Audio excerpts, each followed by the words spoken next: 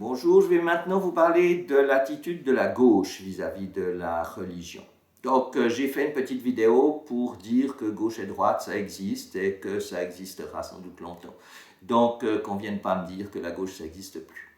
Non, la gauche existe et depuis sa naissance au XIXe siècle, elle a adopté une position qui est généralement athée. C'est-à-dire les religions sont l'opium du peuple, selon la célèbre formule de Marx, et l'idée que Jésus était un révolutionnaire, qu'il était sur les barricades avec les 48 arts, eh bien cette idée-là a été balayée comme étant du socialisme utopique, et on ne peut pas dire qu'au fond il y a eu au XIXe siècle chez les socialistes une autre pensée qu'un matérialisme extrêmement revendicatif qui a en fait abouti à la déchristianisation violente dans les pays communistes et à la persécution des religions partout où elles existaient encore aujourd'hui, le bouddhisme en Chine par exemple.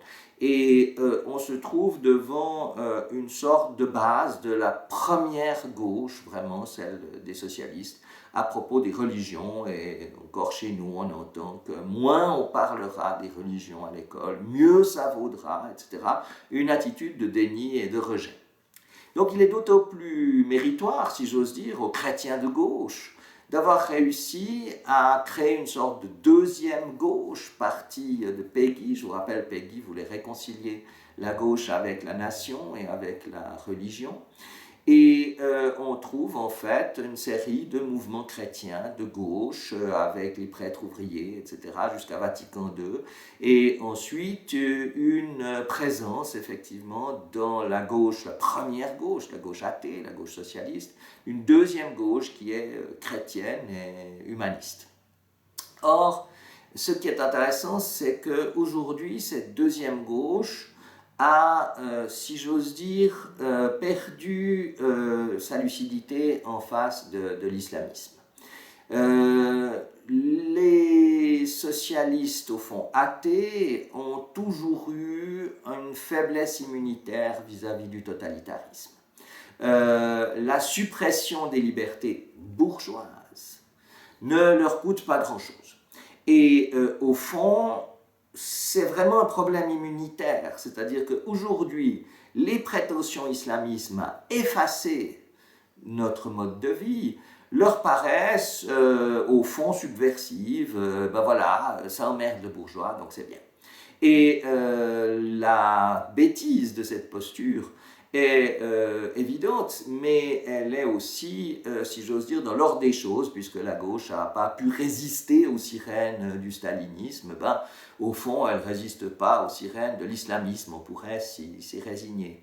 Néanmoins, il y a quelque chose de plus inquiétant, c'est que les musulmans étant dans nos sociétés plutôt défavorisées, ils deviennent en fait une sorte de succédané du peuple, puisque les ouvriers ont manqué à leur mission historique et n'ont pas fait la révolution. Eh bien, les musulmans vont la faire. Oui, les musulmans peuvent faire une révolution, mais je ne suis pas sûr que ce soit la révolution que souhaite la gauche, et je pense que c'est le moment d'ouvrir les yeux sur les véritables intentions des islamistes, et ceci va prendre un petit moment, d'autant plus que l'affaire est compliquée par l'opportunisme de la gauche, qui essaye, partout où c'est possible, de recueillir les suffrages du vote musulman, à défaut du vote ouvrier.